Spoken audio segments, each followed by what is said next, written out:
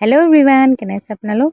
আজি আমাৰ তন্ময় আহাৰ এয়া মই চিৰা আৰু অ'টছ টোষ্ট কৰি মই পাউডাৰ কৰি থৈ দিছিলোঁ। আৰু এয়া হৈছে হোমমেড চেৰেলেক্স। হোমমেড চেৰেলেক্সটো সদায় নিদিওঁ, কেতিয়াবা মাজে সময়ে দিওঁ।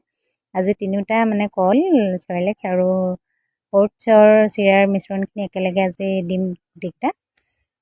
খাবলৈ খুব টেষ্ট হয়, সেইটো কাৰণে মই গোটেইকেইটা মাজে সময়ে দিওঁ। আজি তাক তেনেকৈ দিছোঁ। এয়া পানী অকণমান সৰহকৈ ল'ব, মানে নহ'লে বৰ বেছি ডাঠ হৈ যায়।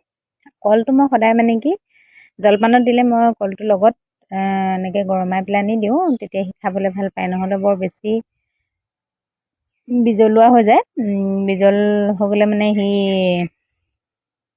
এনেকৈ সুদাকৈ খালে কেতিয়াবা কাঁহটো ডিঙিটো সুৰসুৰাই নেকি।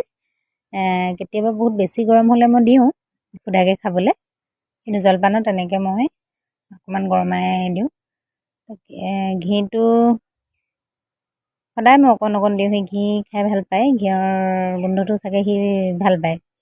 আৰু চেনি তেনি নিদিওঁৱে যে, সেইটো কাৰণে ঘিটোকে অকণমান দিওঁ।